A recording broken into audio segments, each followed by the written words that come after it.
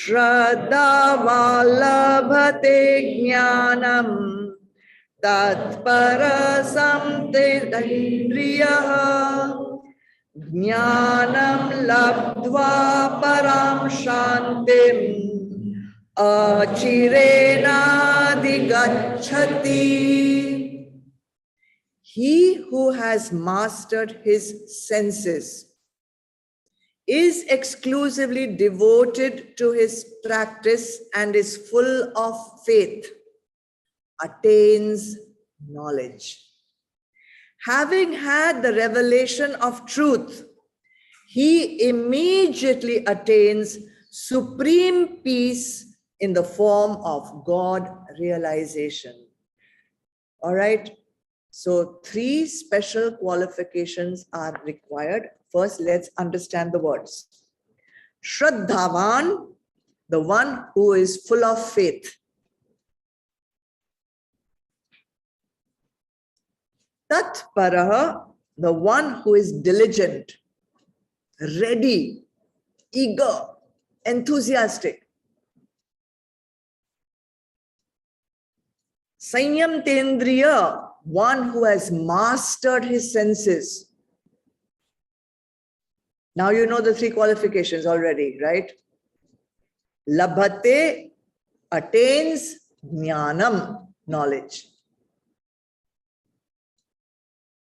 Then what will happen once he attains knowledge? Labdva, having attained jnanam, knowledge, having attained the knowledge, adhigacchati, one attains, achirena, immediately, without waste of time. Param shantim, supreme peace.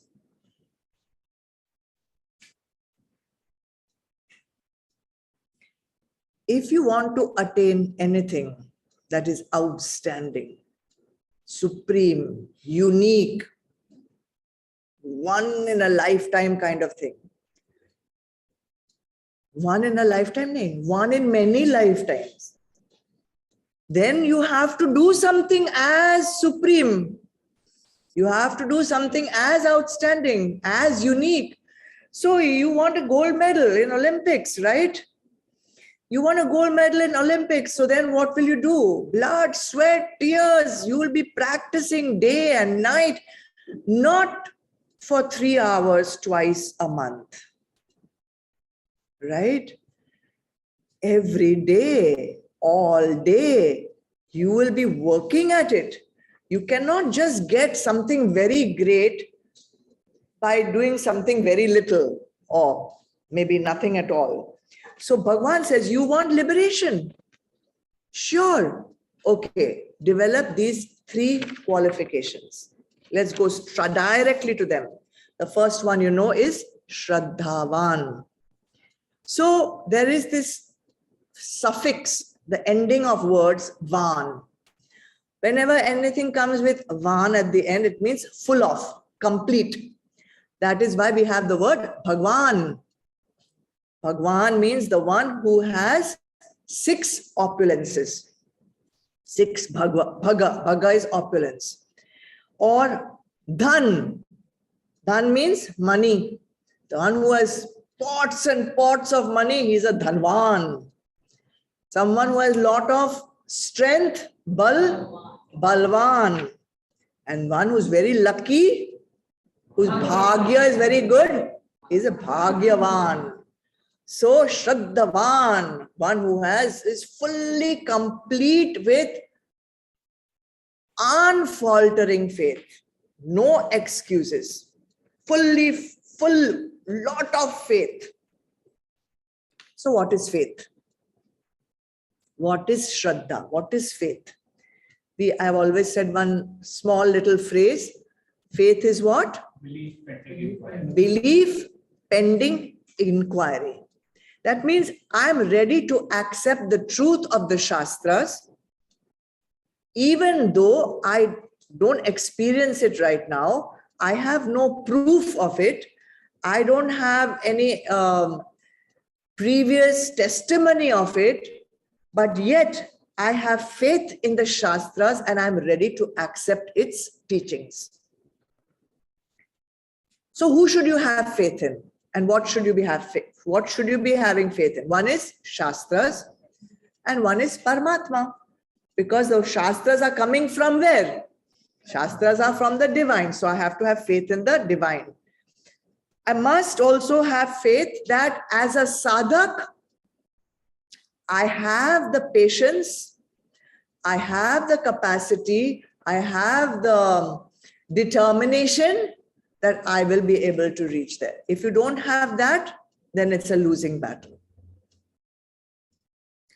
Faith will help me to surrender to the teachings. Faith will help me to surrender to the Guru.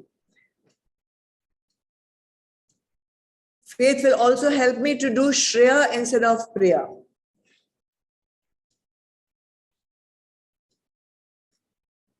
In Sanatan Dharma and Vedanta, we don't believe in blind faith.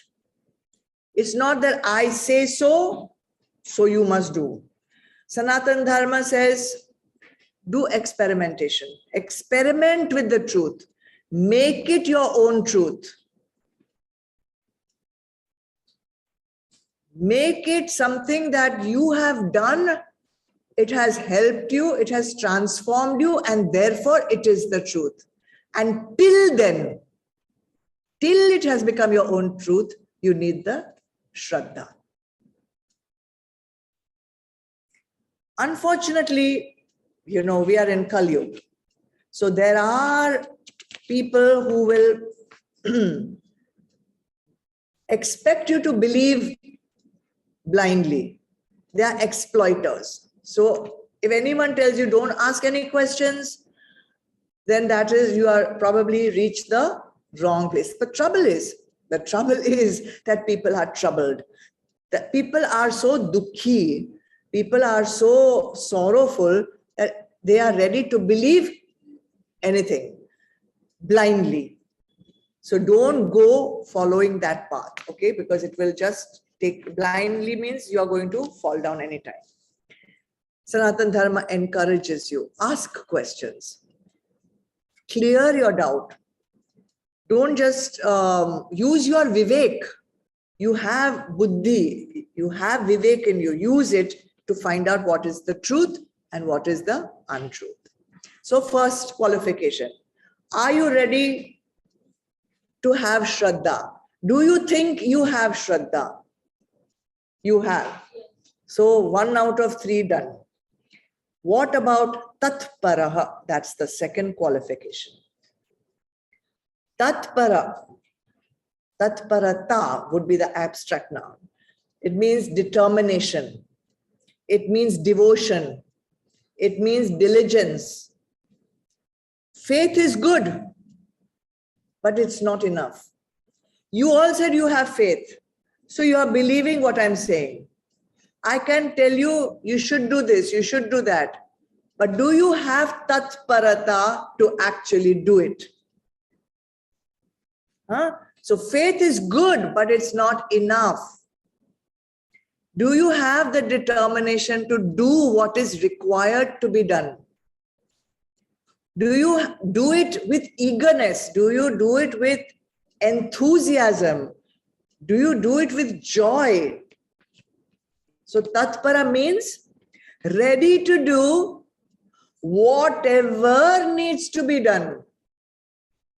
Whatever the Guru is telling you to do, whatever the Shastras are telling you to do, are you ready to do it? No procrastination. Tatpara means no procrastination, no excuses. Today I don't feel well, so tomorrow I'll do better puja for today. Ma has said go to sleep at 10 o'clock, but I just want to stay awake till 11 because I just want to, there's so many things, excuses we make. Then you are not tatpara, okay?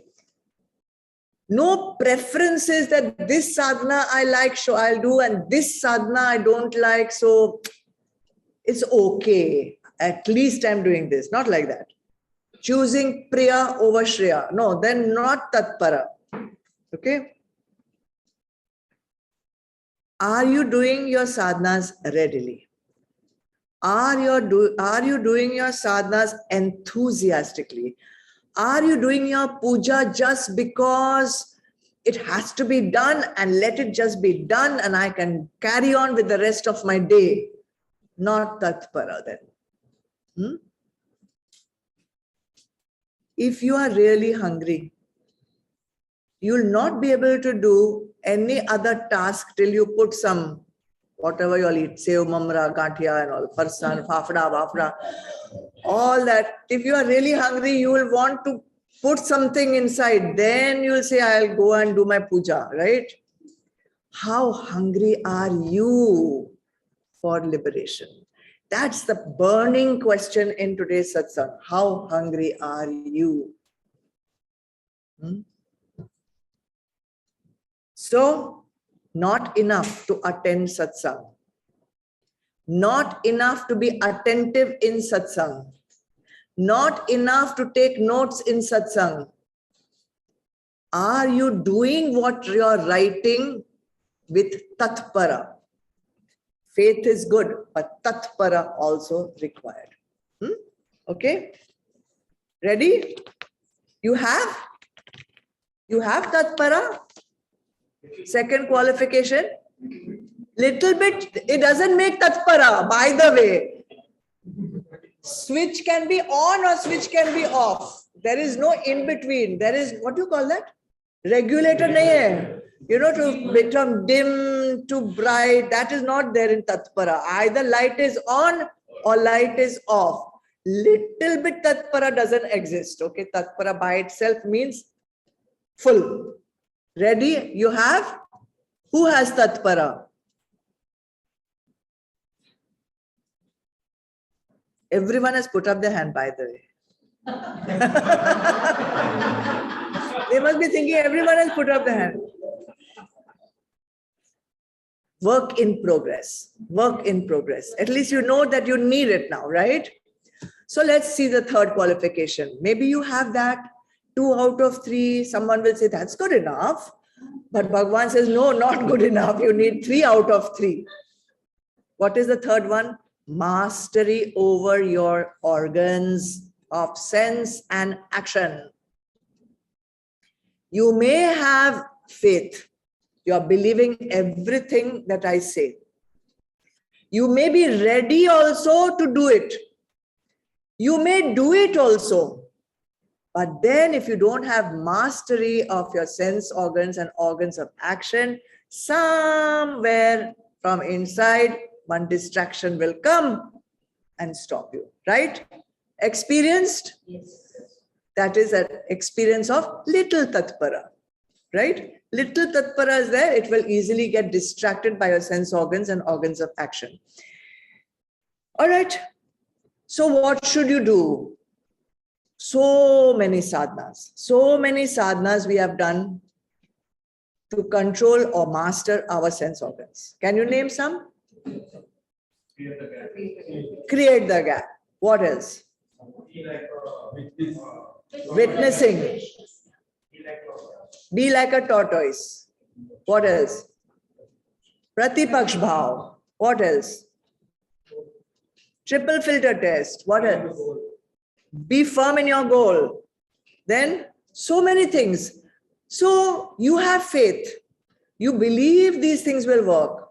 But because there is no tatpara, there is also no mastery of sense organs or organs of action. Therefore, all 3 are required. When all 3 are required and mastered, then that attraction towards the sansar will become reduced.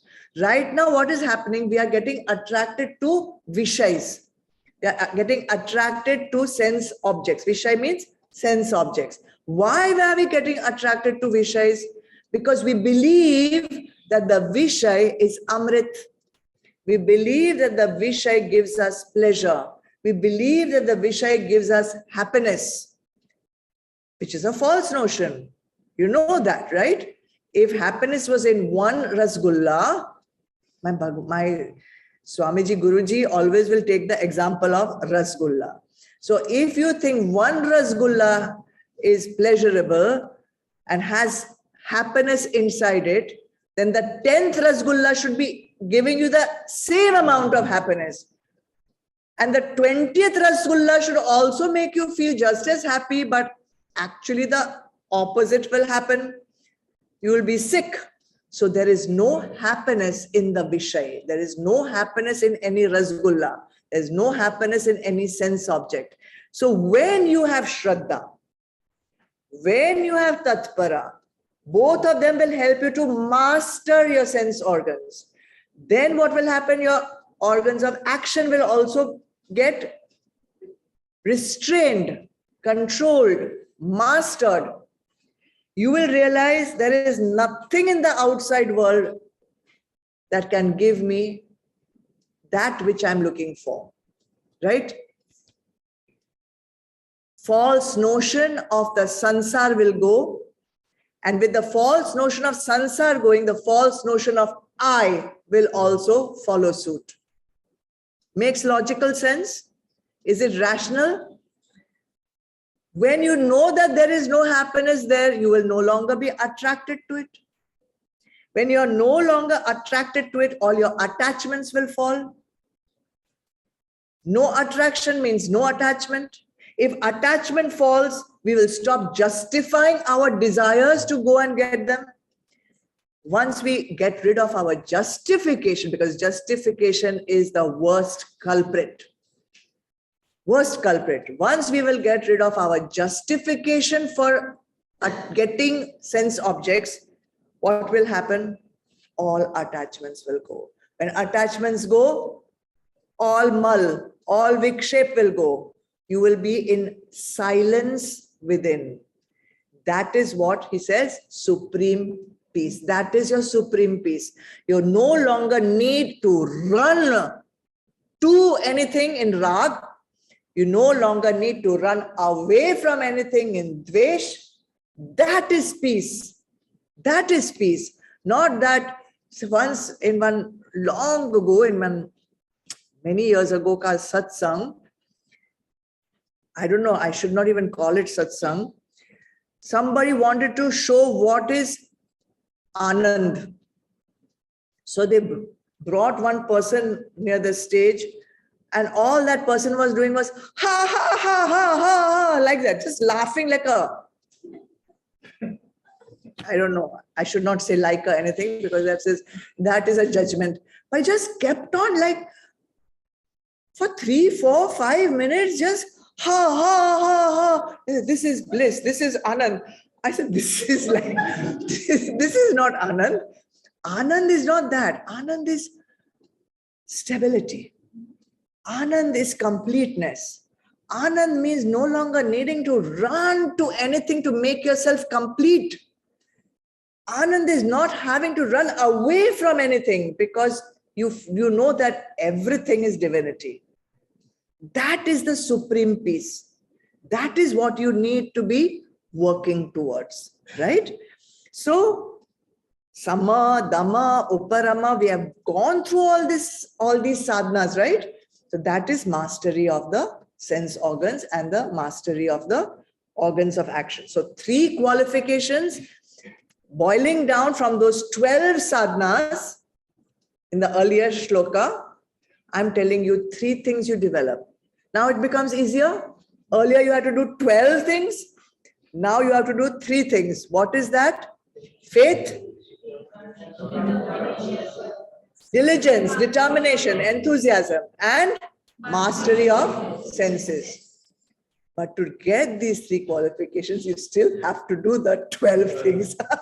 So that's where it is. It's a journey. What is the benefit of all this? Can you tell me, is it worth it? Should I do it? What is the qualification? For supreme peace means what? For a politician, it may be his kursi. It may be no war. For a student, passing the exam, supreme peace. Animals, food, shelter, basically all these things are happiness. Just peaceful peaceful living without striving. Just knowing what is supreme peace. I would say supreme peace is knowing who am I. That's it. Knowing. Then there is no doubt. When you know who you are, that means you know you are divinity. You know you are not limited self. Then what will happen? Ahankar will go. What is ahankar? Ahankar means my wrong concept that I am a body, I am a mind, I am an intellect. Wrong notion. All right? So I will attain divinity. That's it.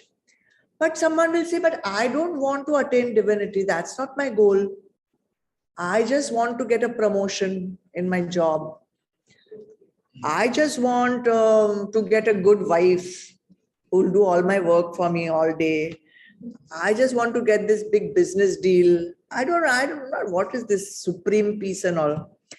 Don't you think these 3 qualifications will help you to get any sansaric goal? Any sansaric. That is the beauty of Bhagavad Gita. It is so universally valid for whatever goal you have. You want a business deal? Have faith in your ability. Have tatpara, the ability to do things enthusiastically, and mastery of your sense organs and organs of action, so you're not distracted from your goal. So whatever your goal may be, whether it is moksha, whether it is sattva, whether it is business, whether it is relationship, whether it is money, goal, whatever your goal may be, at least develop these 3 qualifications. It will help you no matter in every sphere of your life, right? Ready? Ready to try? Yes. Do, not for my sake, for your sake only. What does it matter? So what is going to be your sadhana? Because we are meeting only on 2nd and 4th Sundays of the month. So what are you going to do till then? You're going to even open your book? Are you going to even read these notes? Yes. You are. Bas?